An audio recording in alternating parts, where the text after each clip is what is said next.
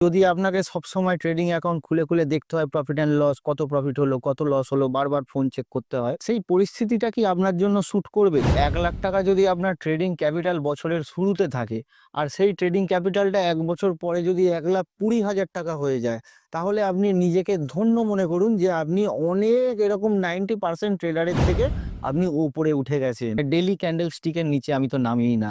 তার কারণ অত বড় প্রফিট অ্যান্ড লস দেখার মতো আপনার মেন্টাল ক্যাপাসিটি তখনও তৈরিই হয়নি। যতক্ষণ না আপনি একটা স্ট্র্যাটেজি বিল্ড করছেন, ততক্ষণ এই ব্যবসায় না আসাই ভালো।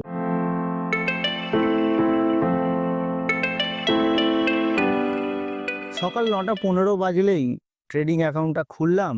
খুলে যা হোক র‍্যান্ডম একটা স্টক চুজ করলাম। যা হোক একটা র‍্যান্ডম ট্রেড নিলাম। যখন খুশি বেরোলাম, যখন খুশি ঢুকলাম। এইভাবে ট্রেড করলে কিন্তু আমাদের ট্রেডিং এর রেজাল্ট সেই র‍্যান্ডমই থাকবে। কখনো প্রফিট হবে, কখনো লস হবে। হয়তো ২-১ টা পরপর আপনি প্রফিট করলেন। তারপরে একটা ভালো কনফিডেন্স এসে গেল। আর একটা বড় ট্রেড নিয়ে নিলেন। দুম করে একটা ট্রেডেই আপনার পুরো ক্যাপিটালটা ওয়াইপ আউট করে দিয়ে চলে গেল। এই ধরনের অভিজ্ঞতা সবারই আছে, আমারও আছে। আমারও ট্রেডিং এর ১ম দিকে আমার ক্যাপিটাল ওয়াইপ আউট হয়েছে।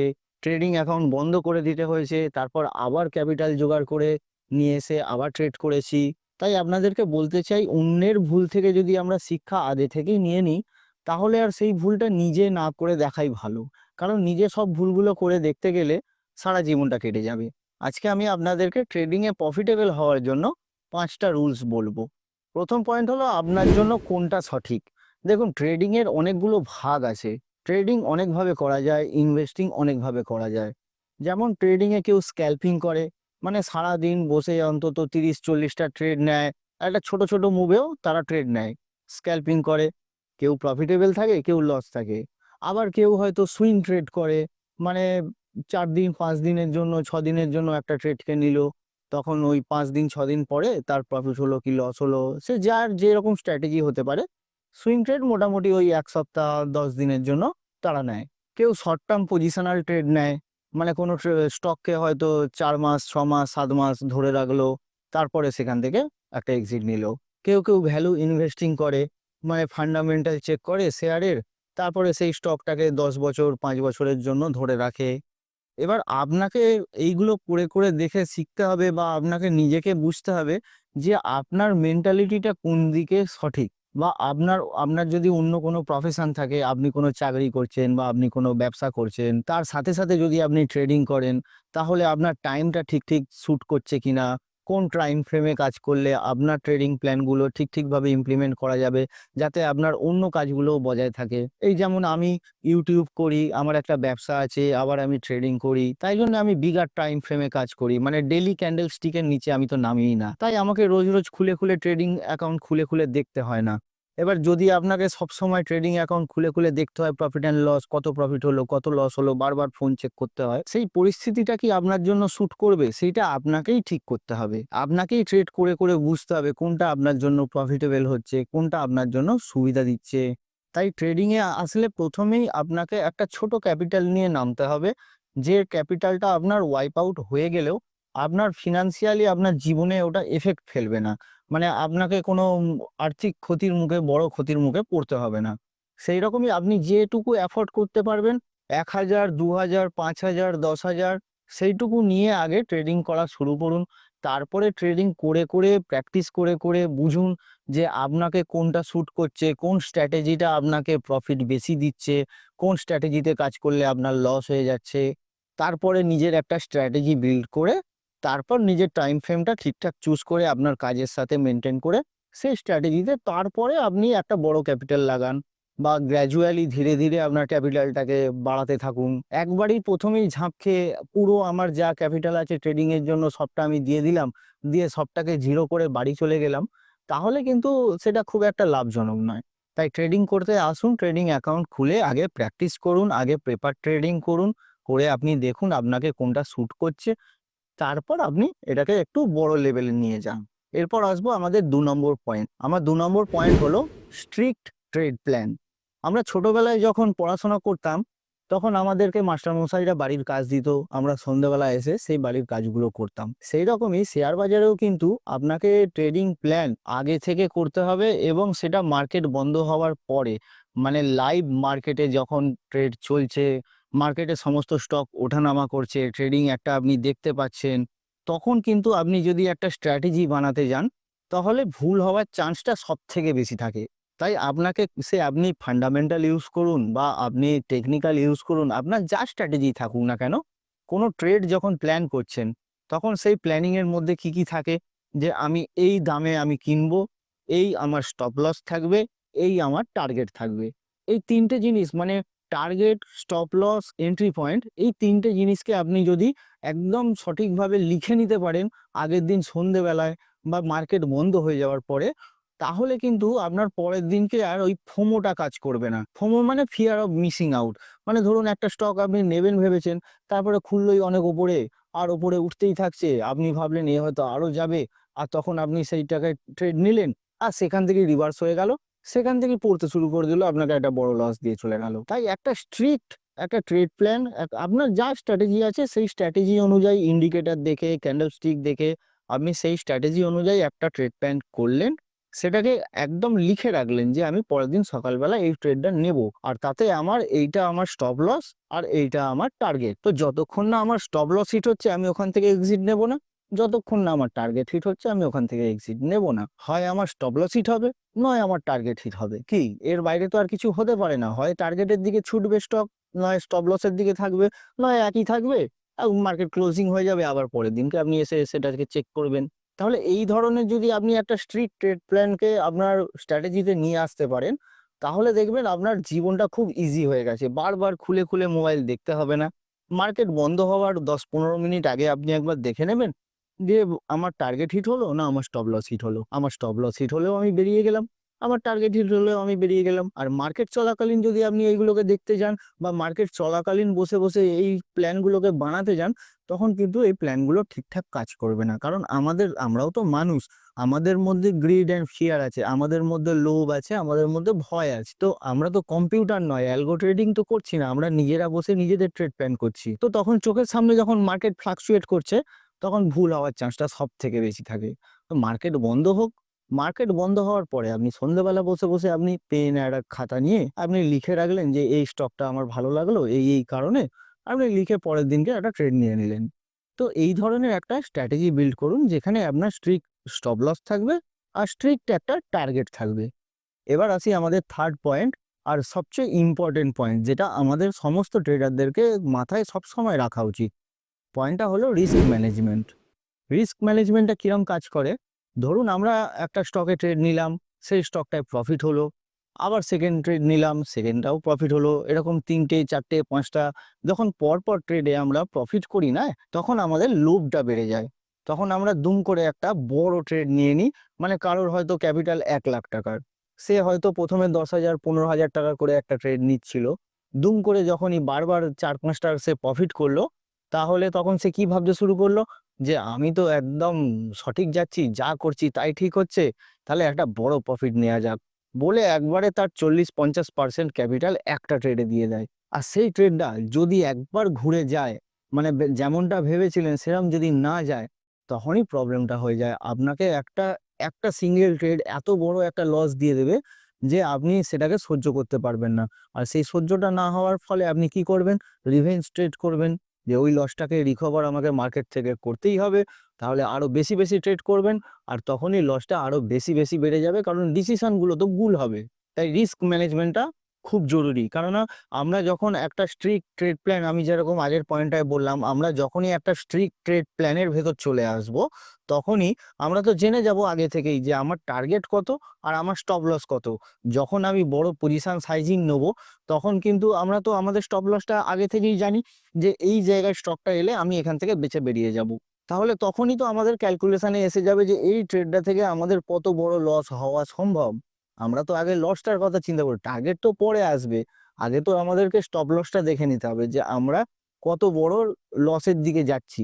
তো পজিশন সাইজিং যখনই বড় হবে, তখন আপনাদের লসটা আগে থেকেই আপনি দেখতে পাবেন যে আমার লস কত হচ্ছে। কারণ পজিশন সাইজিং যদি একবার বড় করে ফেলি, মানে একটা ট্রেডেই আমি যদি আমার ক্যাপিটালের 40-50% একটা ট্রেডেই লাগিয়ে দিই, তখন কি হবে? খুব ছোট, ছোট মুভগুলোতেও আপনার প্রফিট অ্যান্ড লস স্টেটমেন্টটা অনেক বড়, বড় ফ্লাকচুয়েশন দেখাবে। মানে ধরুন আপনি আপনার ৳১,০০,০০০ যদি ক্যাপিটাল থাকে, আপনি যদি ১০,০০০, ১৫,০০০ টাকা নিয়ে একটা করে ট্রেড নিচ্ছিলেন, তখন আপনার ক্যাপিটালের মধ্যে আপনাকে প্রফিট অ্যান্ড লসেতে ৳৬০০, ৳৫০০ র একটা আপ ডাউন মুভ ডেইলি দেখাতো। এবার যখনই সেটা ৫০-৬০ হাজার টাকা ৫০-৬০% আপনি লাগিয়ে দিলেন, তখনই কিন্তু ওই ফ্লাকচুয়েশন গুলো, ছোট ফ্লাকচুয়েশন গুলোই তখনই ৪,০০০, ৫,০০০ টাকার হয়ে যাবে। মানে প্রফিট হলে ৪-৫ হাজার, লস হলেও ৪-৫ হাজার। তখনই আমাদের ভয় এসে যায়। এবার ভয়টা দুদিক থেকেই আসতে পারে। সেটা প্রফিটের দিক থেকেও আসতে পারে, লসের দিক থেকেও আসতে পারে। মানে হয়তো স্টকটা আপনার সঠিকই যাচ্ছে, আপনার প্রফিটই হচ্ছে, কিন্তু তখন আপনার ফিয়ার অফ মিসিং আউট হয়ে যাবে যে যদি বাই চান্স এই প্রফিটটাও চলে যায়, কিন্তু সেখানে হয়তো আপনার স্টকটা থেকে বেঁচে বেরোনোর কোনো জায়গাই ছিল না। আপনার টার্গেট আরেকটু দূরে ছিল। স্টকটা ঠিকই যাচ্ছিল। আপনি ভয়ে বেরিয়ে এলেন কারণ আপনার পজিশন সাইজিংটা বড় হয়ে গিয়েছিল। এবার সেটা উল্টো দিকেও হতে পারে। মানে যেখানে স্টপ লস নেওয়ার কোনো জায়গাই ছিল না। খালি আপনার প্রফিট অ্যান্ড লসে যখন দেখাচ্ছে না ৪-৫ হাজার, ৳৬,০০০ টাকার একটা লস হয়ে যাচ্ছে। হয়তো তার একটু নিচেই একটা বড় রেজিস্ট্যান্স ছিল। আর স্টকটা হয়তো সেখান থেকে ঘুরে আবার উপর দিকে গেল। কিন্তু আপনি তার আগেই ভয়ে সেখান থেকে বেঁচে বেরিয়ে এলেন। কেন বেরিয়ে এলেন? তার কারণ অত বড় প্রফিট অ্যান্ড লস দেখার মতো আপনার মেন্টাল ক্যাপাসিটি তখনও তৈরিই হয়নি। আপনি ছোট, ছোট ট্রেড নিচ্ছিলেন। হঠাৎ করে দুম করে একটা বড় ট্রেড নিয়ে তখন কিন্তু আপনার মেন্টাল ক্যাপাসিটিটা ঘেটে যাবে।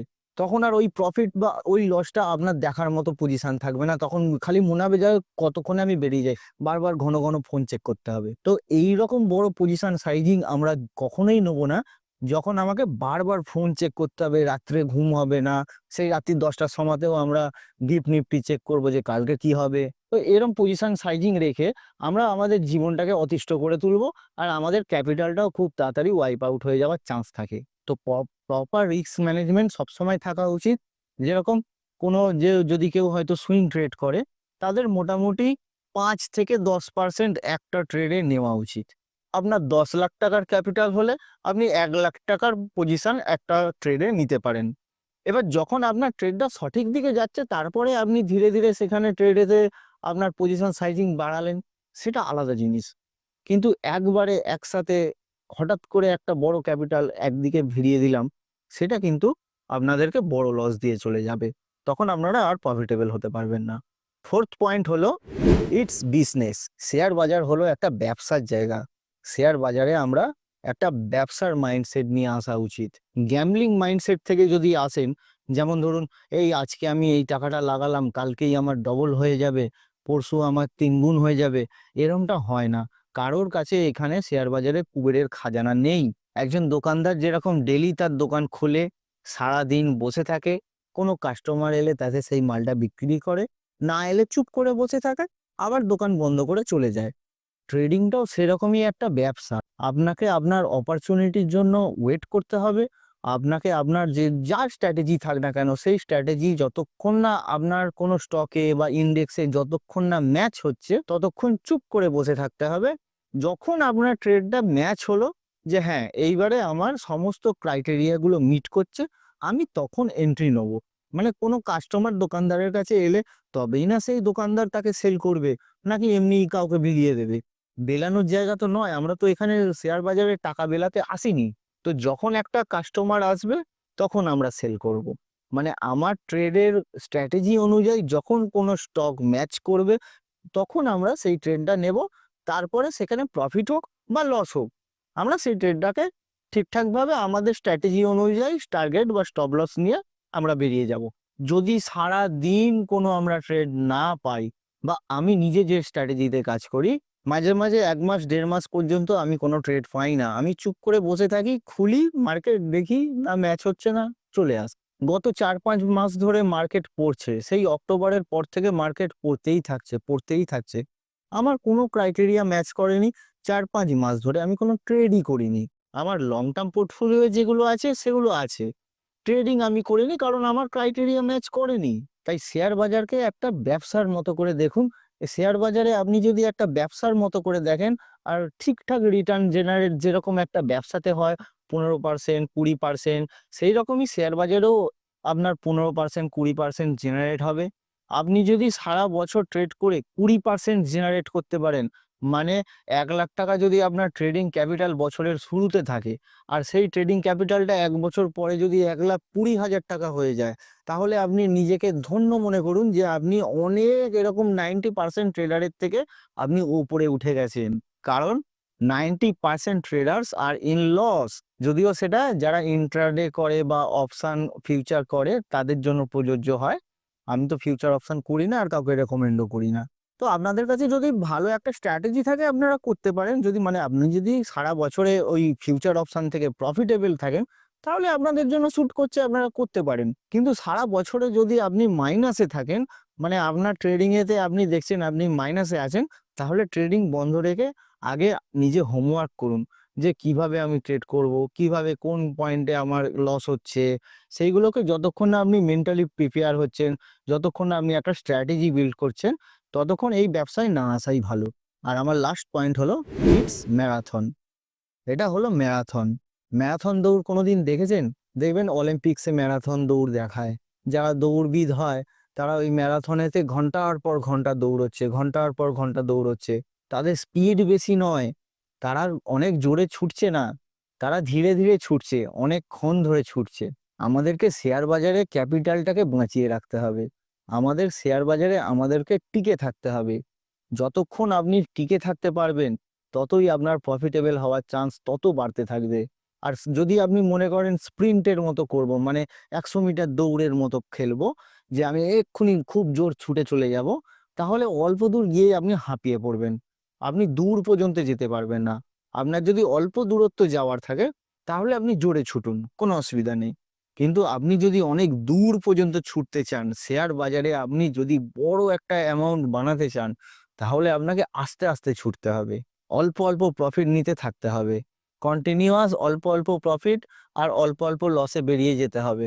অল্প, অল্প প্রফিট এরকমভাবে নিতে, নিতে, নিতে, নিতে আপনার যত আস্তে, আস্তে ট্রেডিং গুলো কিউরেটেড হবে, যত ধীরে, ধীরে আপনি শিখতে থাকবেন, যত ধীরে, ধীরে আপনার ট্রেডিং স্কিল গুলো, আপনার সাইকোলজি গুলো, ইমোশন গুলো আপনি কন্ট্রোল করতে পারবেন, তত ধীরে, ধীরে দেখবেন বাজারটা কি সুন্দর লাগছে।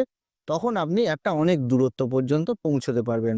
আর ১ম এই যদি ভাবেন যে আমি ফিউচার অ্যান্ড অপশনে লেগে পড়বো আর আমার ক্যাপিটালটা মোটামুটি ৫ গুণ ৬ গুণ হয়ে যাবে, আমি কোটিপতি হয়ে যাব। ওই যারা ইনস্টাগ্রামে, ফেসবুকে নিজেদের লাইফস্টাইল দেখায়, প্রফিট অ্যান্ড লস অ্যাকাউন্ট দেখায় টেলিগ্রামে, তাদেরকে দেখে ফলো করছেন আর ভাবছেন যে আমারও একটা ৪ চাকা গাড়ি হয়ে যাবে ২ দিনের মধ্যে। আমিও সকালবেলা উঠে একদম ভালো সুন্দর একটা ৪ চাকা গাড়ি চেপে অফিস যাব। এরকমটা হয় না। চ্যানেল তাদেরই দেখুন যাদের চ্যানেল থেকে আপনি কিছু ভ্যালু পাচ্ছেন।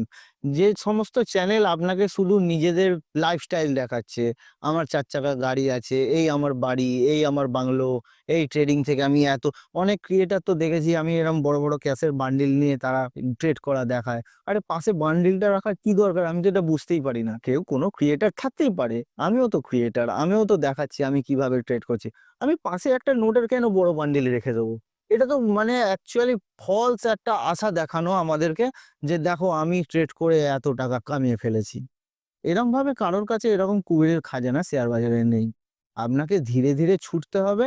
ধীরে, ধীরে আপনার গন্তব্যে পৌঁছতে হবে। আপনি যদি ভাবেন যে আমি খুব তাড়াতাড়ি ছুটে পৌঁছে যাবো, পৌঁছতে পারবেন না, মাঝ রাস্তায় আপনি হাঁপিয়ে যাবেন। আপনাকে এই ব্যবসা ছেড়ে বেরিয়ে যেতে হবে। তাই অল্প, অল্প প্রফিট থেকে শুরু করুন। ধীরে, ধীরে আপনার ক্যাপিটালটাকে বাড়ান। এই ৫ টা রুলস যদি আপনাদের ভালো লেগে থাকে, একটা ভিডিওতে লাইক করে দিন। আর চ্যানেলে যদি নতুন হন, তাহলে একটা সাবস্ক্রাইব করে দিন। Happy trading.